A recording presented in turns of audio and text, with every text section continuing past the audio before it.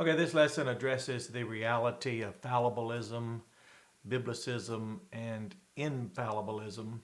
Biblicism seems to lead toward Biblicists, of course, engage in what we call Biblicism, and it's a good work. It's not very useful for supporting fallible soteriological constructs or theistic traditions, religious orders. It seems to not find a lot of interest in that which can be easily known as fallible or just traditional. And I mean by traditional meaning according to man's traditions. So Biblicists then would eventually, in their practice of Biblicism, become Infallibilist. And of course, confessions acknowledge only the Bible as infallible.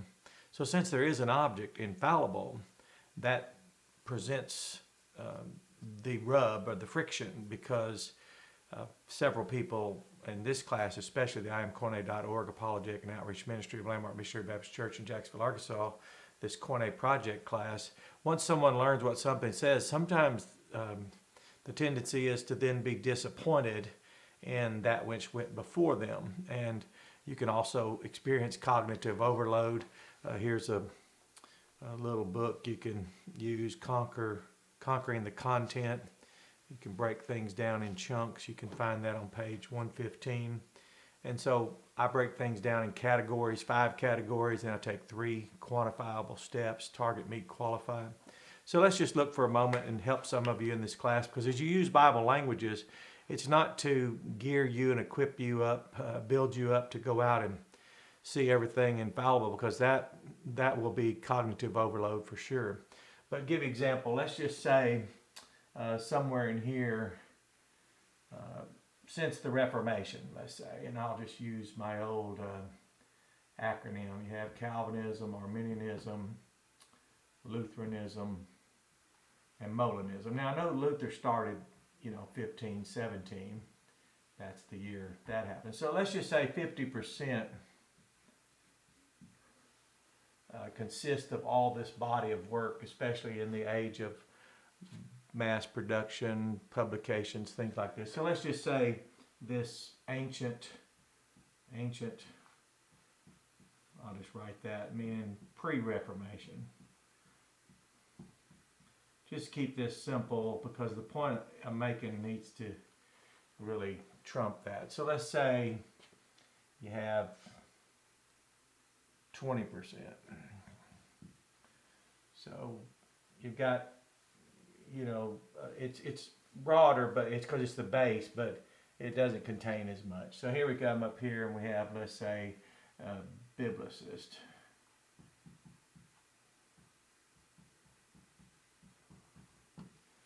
And then let's say you have Infallibilist.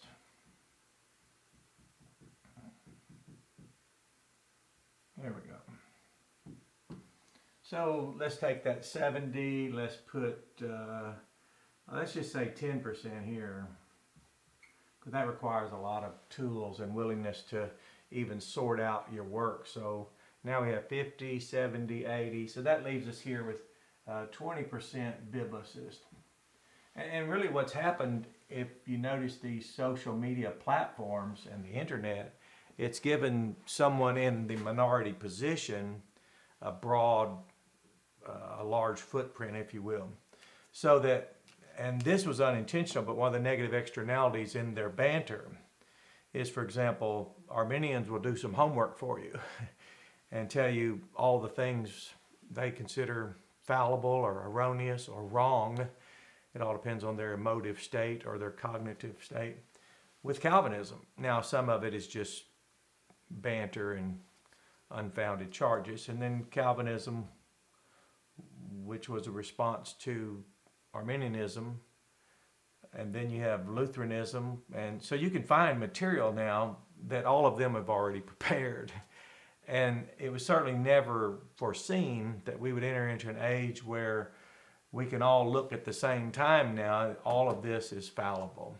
Well, again, most of what we have is fallible, even our own confessions, declarations of faith, doctrinal statements, and that's part of the unintended consequence now. We have people very exasperated. So we need a fallibilism for infallibilist, you see. And it's been somewhat frustrating for some of you, because you want me sometimes to say, well, why do we still have this? I'm like, because we still have a great number of people. That's all they have. So we don't want to pull something out from under someone without first teaching. So give an example.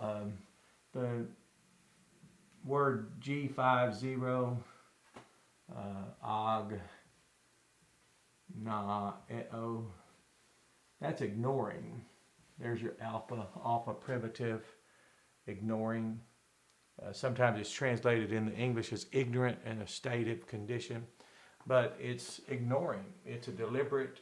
So the person's cognitive, the person's aware of what they're ignoring.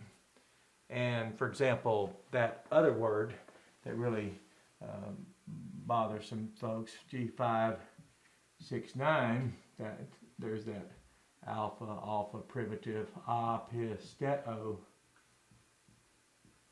Well, that's, so here we have ignoring, and we have disbelieving. There's the, and that would be, I guess, because the G's part of gnosis. Well, anyway, so you see that a person would know what they're disbelieving, deliberately, causally disbelieving. Even that, the hifil and hafal, those of you that are studying your biblical Hebrew, causal active, causal passive. So, for example, as I've taught in this class to those of you that have been working and laboring in this word and language, that I don't debate free will, that phrase. I can tell you that it's from a 13th century freo, exempt, that's English. I can define the phrase free will if I want a definition for that concept, and I can just simply define as causal agent or causal being. Now, for someone to deny that, now they're denying something. If by definition what we know the text says and what it actually means is the height of our understanding of what's infallible, then we're done. We've stopped. Now, to negate this or deny it, really, I don't know the implication of that. I've never heard someone say, well, I don't believe in causal agency. Most people don't know it's even in the Bible, for example. So if you don't look it up, but now when you look it up and you see it, you'll start going through the Bible and notice it's all over the place. And you'll see where the English word cause is in the English text. Make, like he maketh me to lie down in green pastures, that's causal. So you can go and look at all that and you'll notice it. But it somewhat takes away from the large amount of material that we have. We have volumes of material. We have conversations all over the world. You can go online and see now and watch people just immediately become identify as a Calvinist, begin to debate and banter and converse and even argue. It can go from calm to excitable to incited and angry, or whatever. All range of emotions are there.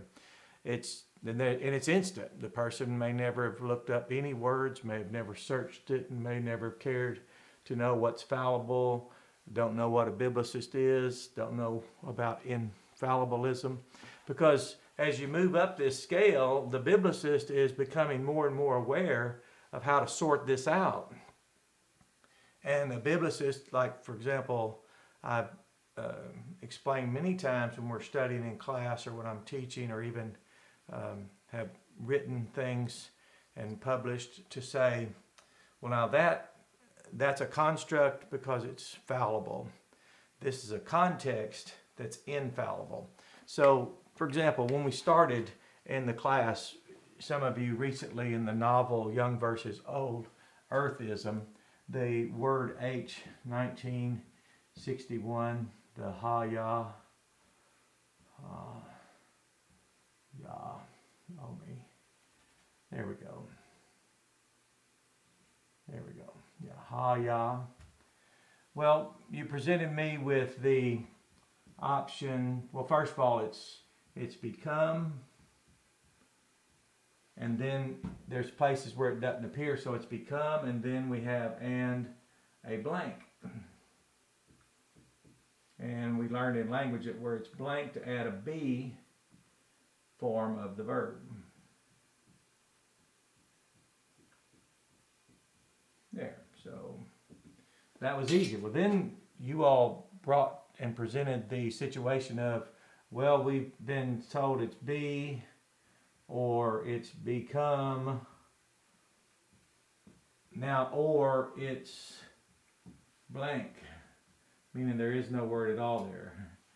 So you see how that's just one step removed from what we all know. We all know ha-ya's either there or it's not. If it's there, it's become. If it's not, you supply a be verb. You can see that in the very second verse of the first chapter of the first book of the Bible, Genesis. But immediately, we move from translating this as become, or defining it as become, and then supplying a be verb when it doesn't appear, to now we've gone to now this is be or become, and then blank is, I guess, be or become. So you can see how quickly, as you study and you become more exercised and disciplined in your Biblicism, you start noticing quickly how far and easily we can step away.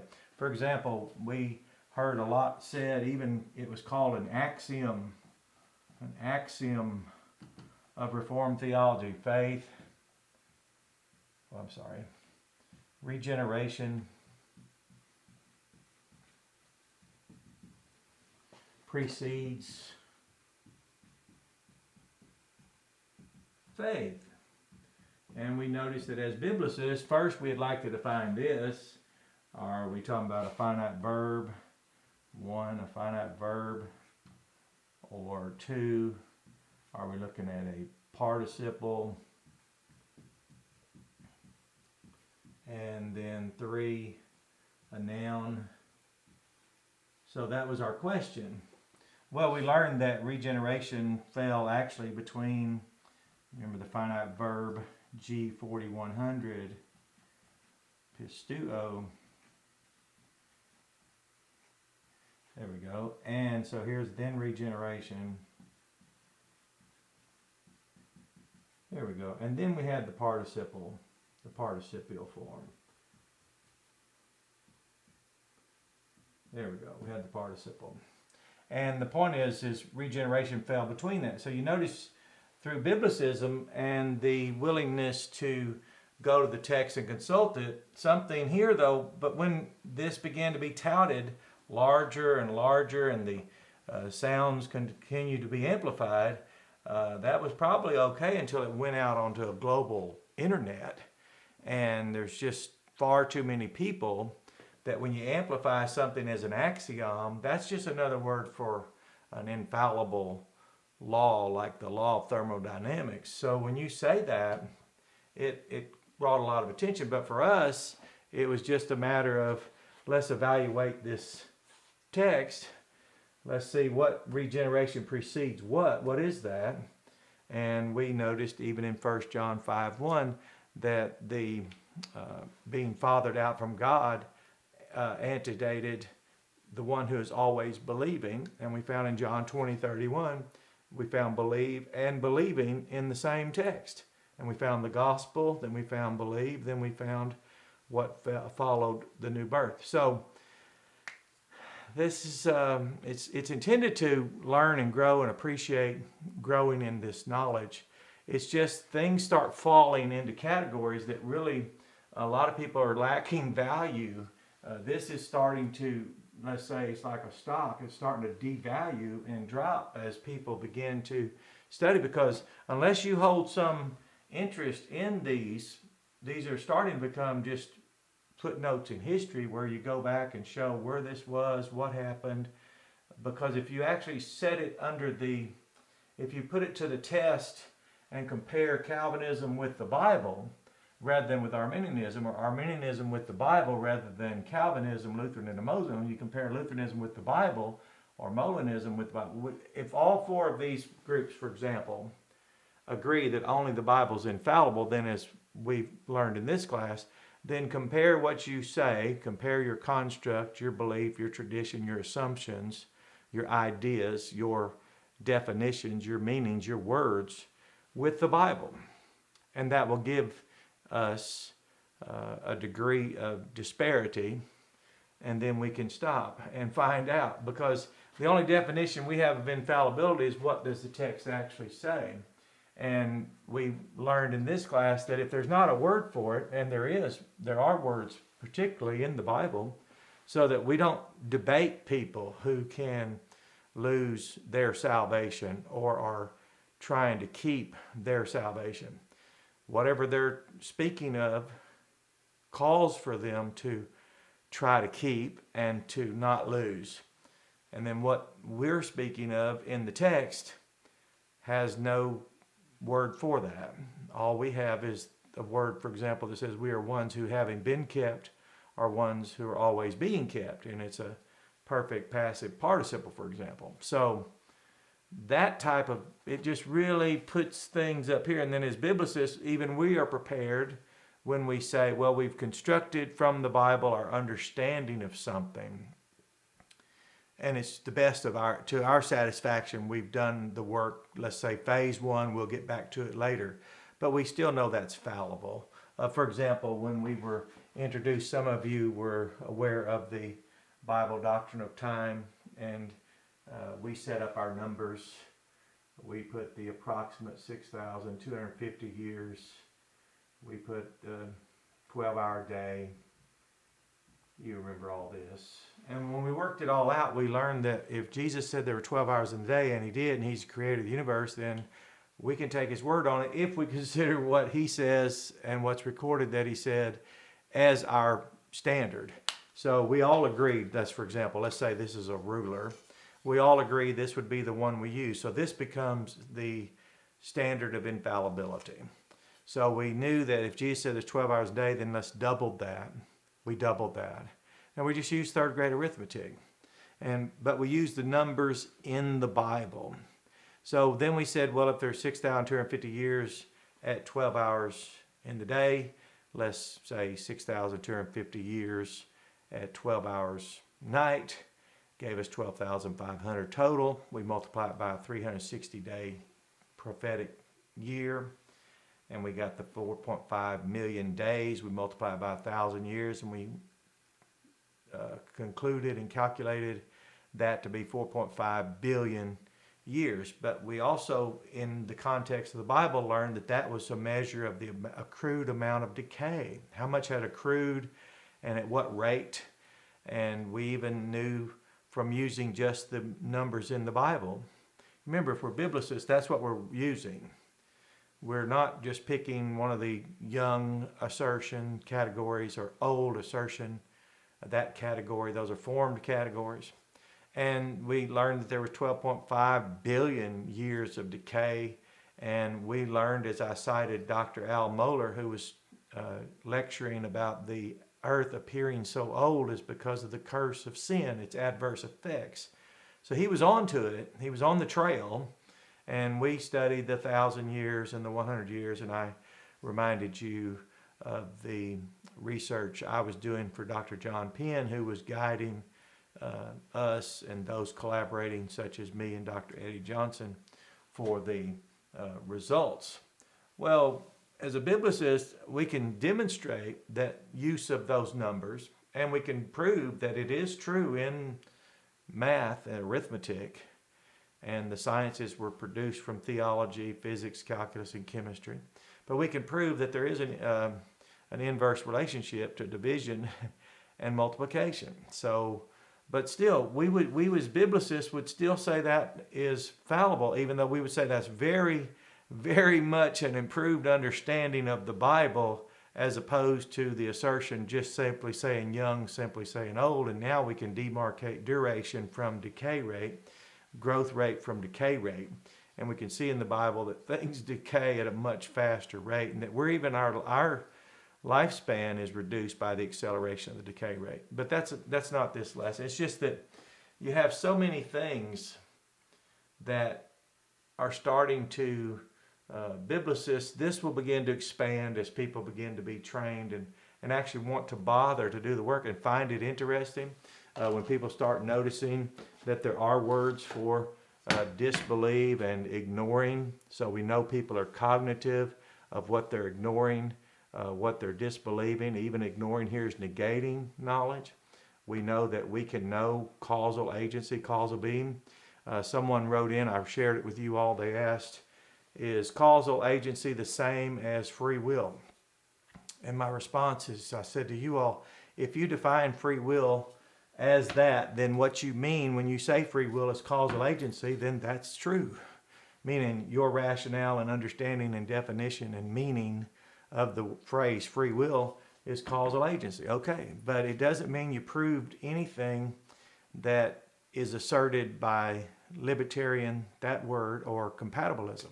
It's just if you understand libertarian free will, is that what if you're describing with English words what the Bible teaches as causal agency, then you're spot on and you have a case there. Now, I don't know why someone would negate this reality of the inflectional morpheme, but again, Biblicists study like that. It's just when you come up here to become an infallibilist, it's only as you become better at Biblicism are you more able and more capable of sorting things out that you know you have developed from the text and you aren't quite there with it being infallible. So, for example, when I say that someone who has been fathered out from God is always being fathered, and that's infallible, that's because that's the finite verb, the perfect tense of a finite verb. And if I say there are participles that say that, a perfect passive participle, that ones who having been fathered once and for all are always being fathered, the continuous action carrying the voice, the passive voice, and that continuous action that is there inherent within that text. So why people aren't interested in it, they hold some interest in something here, which is fine. My personal bias here is this. These are mental models. All mental models are fallible and some are useful. So it's really, if you have enough, if you just need to, I guess, approach and mediate your conversation with how volatile it may be. But someone with a lot at stake aren't going to be as receptive to the light of Biblicism or infallibility. But now it's strange, and I'll just end on this, but it's strange because what's happening is this is turning upside down. You see what's happening now? We're having this is happening. And I don't want to be the consultant, but that's what I do. But if I were to help some people, I would say this is starting, people are still referring to some of this, but you can now follow the line, let's say through Irenaeus and Hippolytus, and you start seeing a chain to the apostles, and it starts really narrowing. And then you come here, people are going to be, this will start coming down and further down to where you're looking, well, like I said, let's just change this to 10%. Let's change this to 20%. And what you'll have is 70% up here will be your greater work, because that's what's happening. So those slow to respond and slow to, quote, there's no bandwagon for Biblicists, there's no bandwagon for Infallibilist. But those slow to come on board, for example, if you go and review the website iamcorne.org and refer, let's say, someone who wants to debate to it, you'll just notice that it's just a lot of work. It's a lot of products. The videos are standalone products. They are us as a class, us as a church, having engaged these texts, these topics, everything from sovereignty to free will to open to closed theism to the axiom of regeneration precedes faith. So nothing's been off and then out of bounds. We've all considered it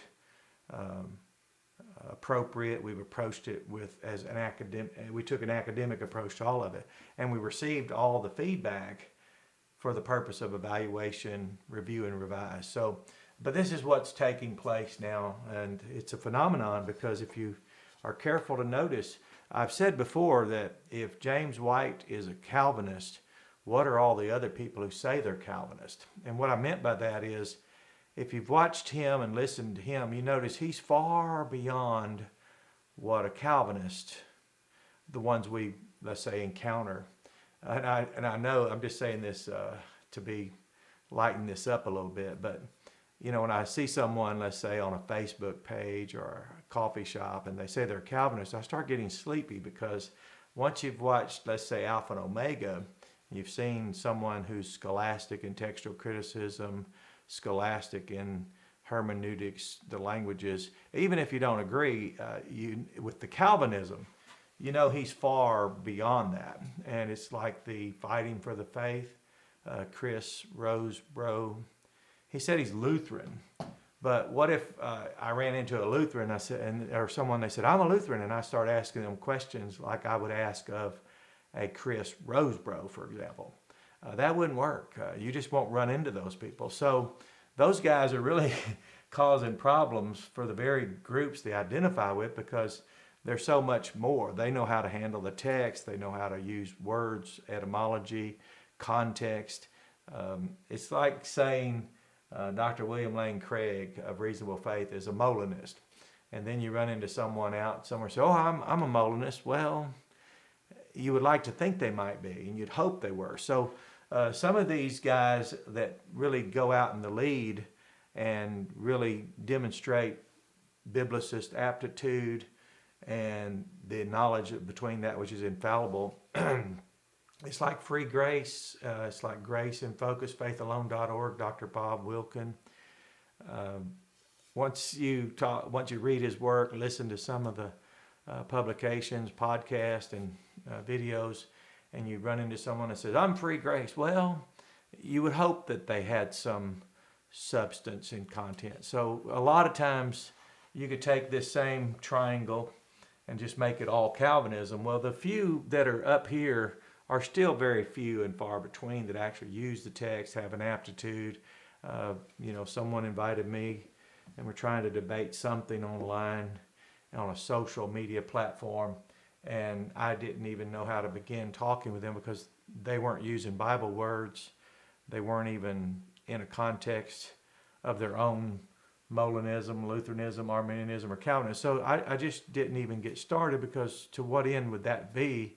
It could be years before they ever noticed that they haven't even defined their terms. So this is really good work. It's just, unless you're in, like we are, in a church where there is value for Biblicism, meaning universally in this church, and the value for infallibility and infallibilism, and then, of course, infallibilist, then it would really be counterproductive. It'd be what I call, it would be an exercise in futility. You would futilize yourself if you try to take these things out there, and it's like take the light into the world, but it'd be like trying to shove a light into a room that really doesn't want that. So you have a blessed day. Continue studying and notice all this and look at the things that we've studied. And we've got 601 or 2 videos now, books, and a lot more forthcoming, that is. So enjoy the research, but keep it in the context.